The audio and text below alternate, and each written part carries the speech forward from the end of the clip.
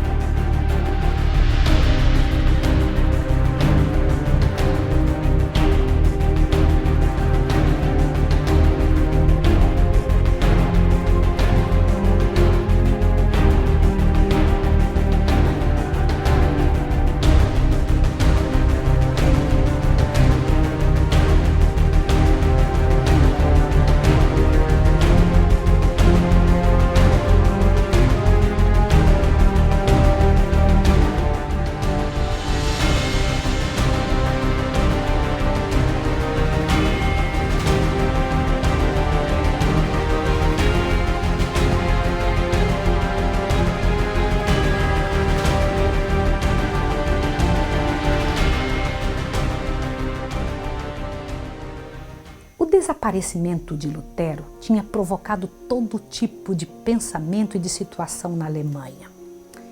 Muitos comentários tinham surgido, pensava-se de tudo.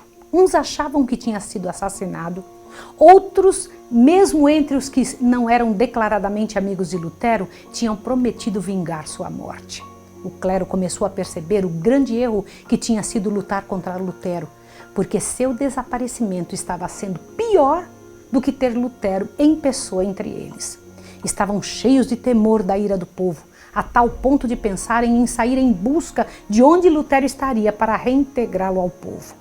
Seus escritos de Lutero, eram lidos agora ainda mais do que antes e a reforma ia ganhando força. As sementes de Lutero iam germinando por toda parte. Sua ausência cumpriu uma obra que sua presença não pôde produzir. Tão sábio é nosso Deus. Deus nunca erra. Ele é muito sábio para enganar-se. Ele, quando permite alguma coisa, ele sabe o que está fazendo. Pense sobre isso. Foi assim com Lutero, foi assim em sua época, tem sido assim em todos os tempos. Agora, outros obreiros tomavam parte do trabalho e a equipe que Lutero tinha agora era maior e mais bem-sucedida do que nunca. Mas Satanás não estava ocioso. Preciso mostrar para você o que foi que Satanás começou a fazer. Observe, por favor, essa parte aqui agora. Mas Satanás não estava ocioso. Passou a tentar o que havia experimentado em todos os outros movimentos de reforma.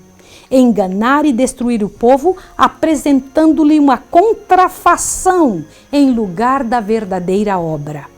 Assim como houve falsos cristos no primeiro século da igreja cristã, surgiram também falsos profetas no século XVI.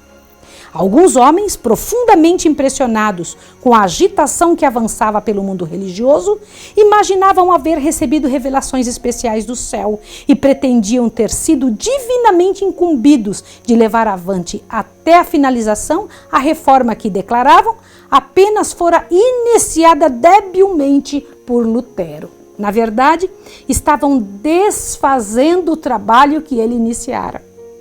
Rejeitavam o grande princípio que era o próprio fundamento da reforma, que a palavra de Deus é a única regra de fé e prática, e substituíam aquele guia infalível pela norma mutável, incerta de seus próprios sentimentos e impressões. Você tem visto gente assim hoje?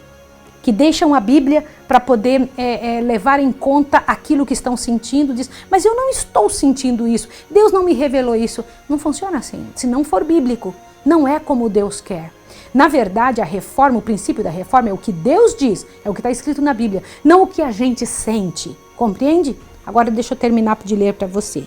Diz assim: por esse ato de pôr de lado o grande indicador do erro e da falsidade, abriram caminho para Satanás governar os espíritos como bem lhe aprouvesse.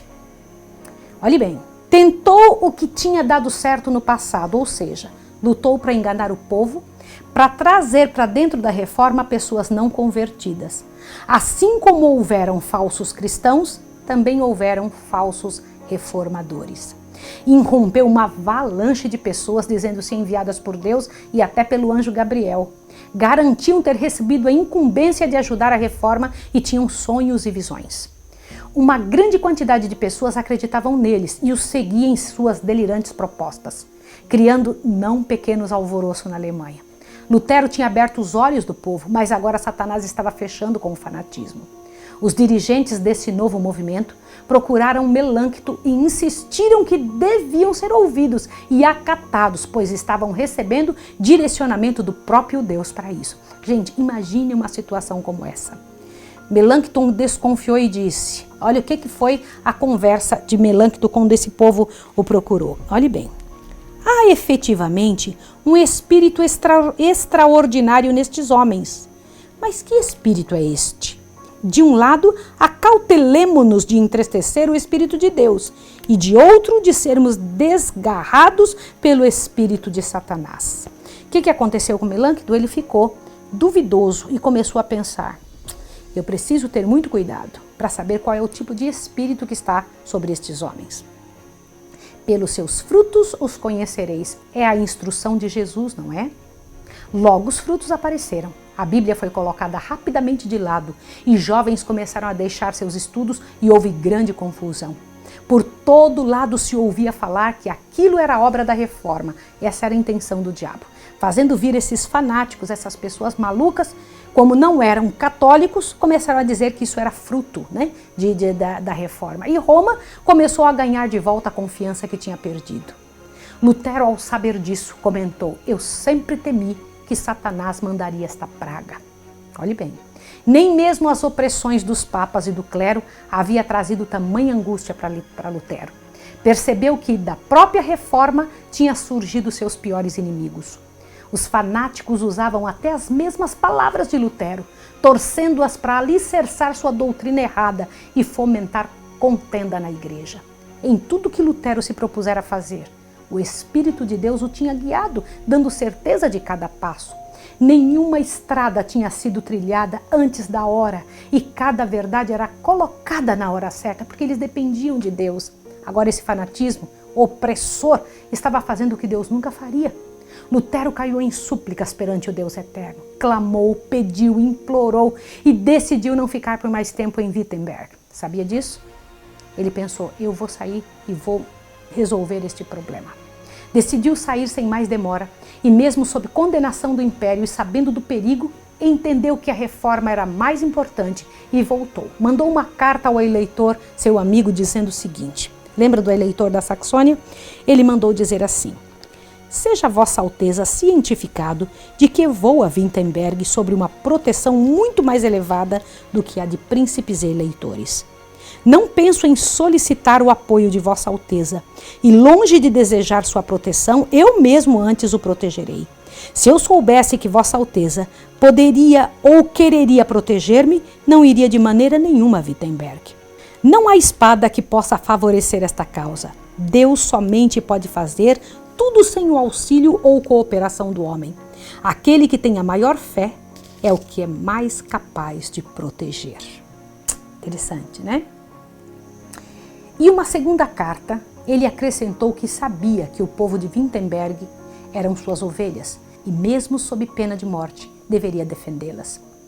E muita humildade e também força começou seus trabalhos. Ele tentava desarraigar a nova seita. Ninguém deve ser constrangido. A liberdade é a essência da fé. Logo a Alemanha inteira sabia que Lutero tinha voltado, e de todas as partes vieram ouvi-lo, e as multidões lotaram todos os lugares, e Lutero pôde falar abertamente e decidiu sobre os abusos das atitudes daqueles fanáticos, que não deveria usar de medidas violentas para abolir a missa. Presta atenção nisso, porque aqueles fanáticos, eles usavam de tudo para magoar e machucar. Eles queriam colocar a mensagem de Deus de forma forçada. Suas palavras incluíam: a missa é coisa má, e Deus até se opõe a ela, deve ser abolida, porém não pela força. A Bíblia tem que falar. Era esta a palavra de Lutero. Temos direito de falar, mas não temos direito de forçar. Preguemos e o resto pertence a Deus. Quem usa da força para ganhar os adeptos não ganha o coração. Deus faz mais por sua palavra do que nós ou vós pela força do mundo inteiro. Deus trabalha no coração e ganhando o coração, tudo então está ganho. Isso não parece justo? Não é correto? Eu acho que é assim que se faz. Fé é um ato voluntário, ele dizia. Preguei e lutei pela verdade com a voz e nunca com a força. E qual foi o resultado? Enquanto eu dormia, Deus fez frutificar as palavras dele que tinham sido ditas. Vejam que até o imperador lhe vibrou a alma ao ouvi-la. Mas se eu tivesse permitido usar a força, como estaria inundada de sangue a Alemanha toda? Se tivesse feito isso, que resultado teria? Dizia Lutero. Semanas após semanas, Lutero pregou e aliviava as multidões, e Deus quebrou o encanto maligno que o fanatismo tinha trazido. Lutero não pretendia uma entrevista com os fanáticos, pois sabia que a probabilidade de serem eles comprometidos emocionalmente era grande, e sabia que talvez nunca aceitassem um só conselho. Mas por insistência deles próprios, Lutero os recebeu e foi tão claro com eles sobre o que entendia serem suas pretensões que eles saíram de Wittenberg imediatamente. Lutero era claro ao explicar para eles, né? O fanatismo sumiu por alguns anos, mas depois levantou-se ainda mais forte, trazendo suas desgraçadas vítimas. Lutero disse certa vez, olha o que foi que ele falou, quero ler para você, olha só. Essa parte eu acho muito importante porque nos esclarece. Aliás, o fanatismo, ele sempre vem. Toda vez que a verdade é levantada, o fanatismo vem atrás. Olha só. Para eles, as escrituras não eram senão letra morta. E todos eles começaram a clamar, o Espírito, mas certamente não seguirei para onde seu Espírito os conduz. Deus me guarde, pela sua misericórdia, de uma igreja onde só há santos. Desejo associar-me aos humildes, fracos, doentes, que conhecem e sentem seus pecados e que do fundo do coração gemem e clamam continuamente a Deus para obter dele consolação e apoio. Eu achei as palavras de Lutero extremamente certas e corretas. Aquele que está perto do Senhor luta para poder salvar pessoas. Percebe o coração envaidecido daqueles que se dizem tão perto de Deus e desprezam o coitado do pecador. Thomas Müntzer era um destes fanáticos. Embora eloquente, muito decidido, esquecia-se que as exigências têm que valer primeiramente para si mesmo. Se opôs a Lutero e acusava Lutero de ter inventado outra forma de papado, mas se dizia o verdadeiro líder. Ele se achava, o Müntzer se achava o líder da reforma e entendia que teria que ganhá-la pela força. Os ensinadores fanáticos eram dirigidos por impressões e eram levados a extremos. Uma certa vez acharam que deveriam queimar a Bíblia, porque a letra mata.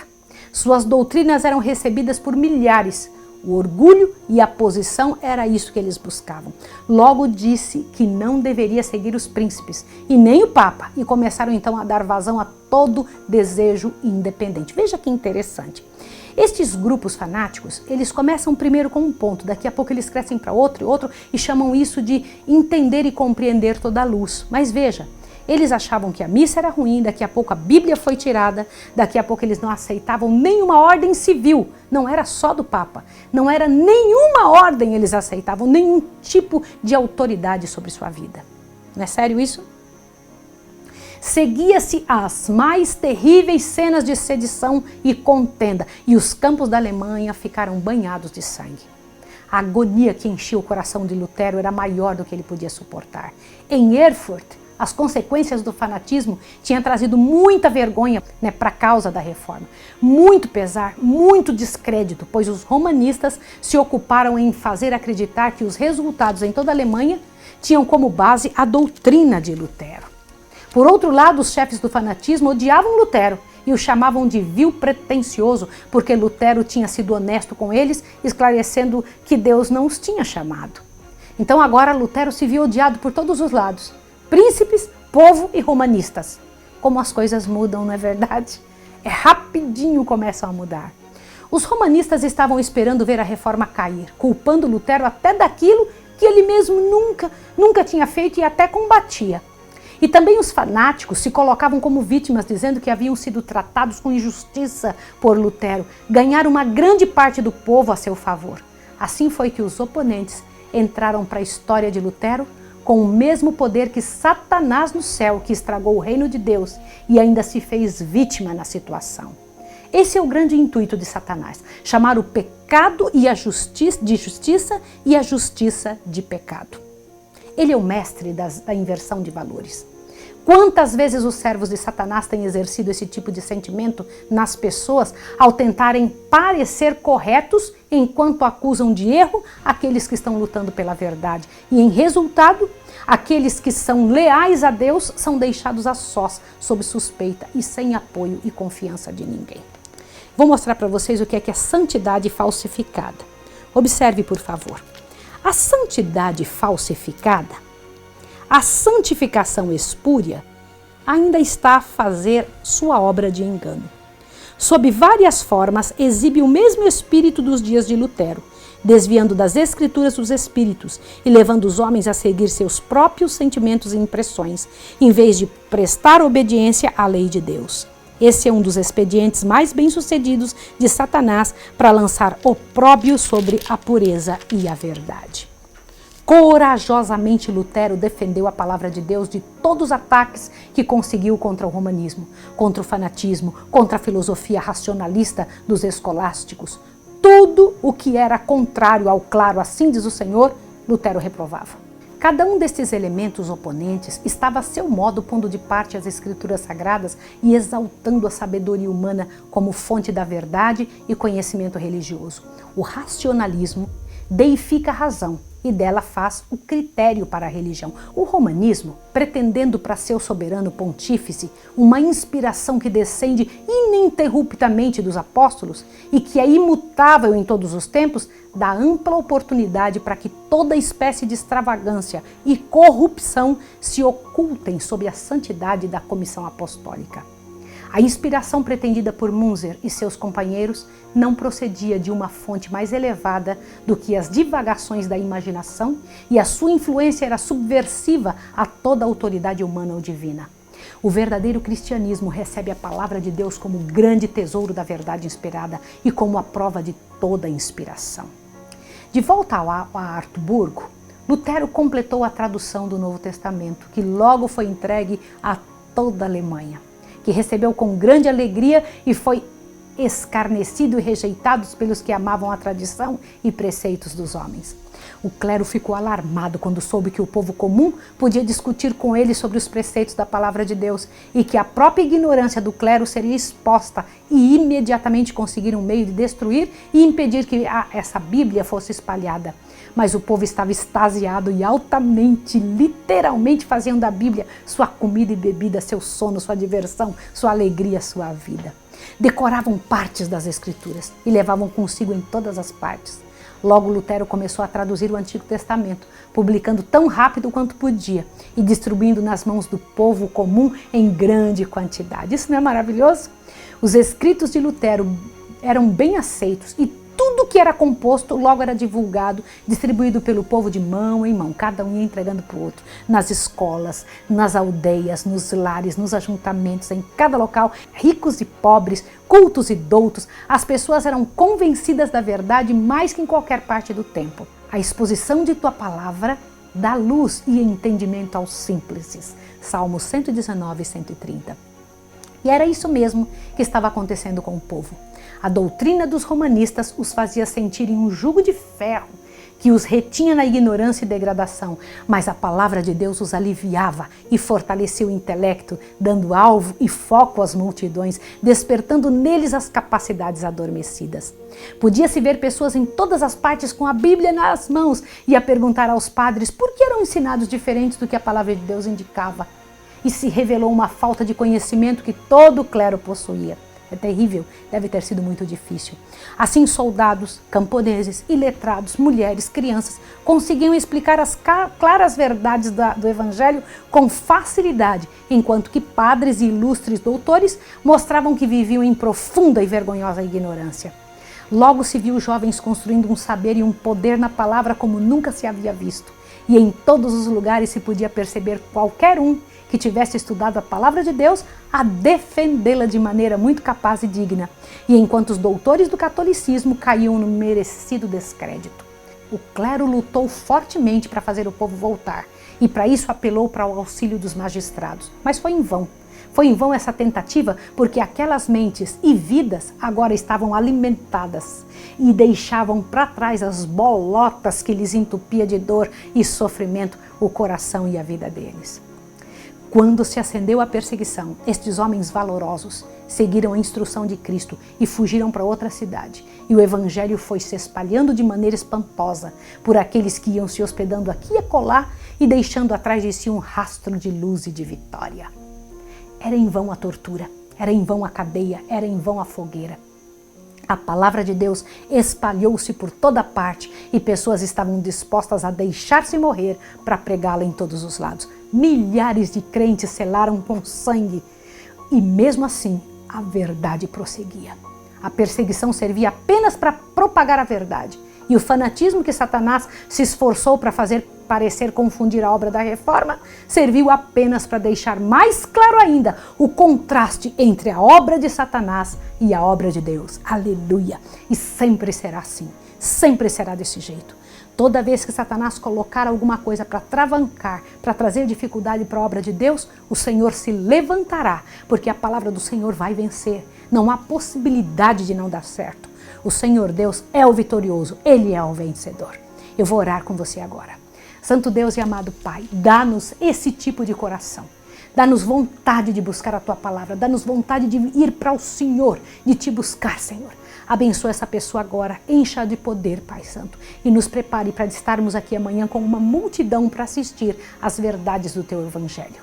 Em nome de Jesus. Amém. Que Deus abençoe você e até amanhã.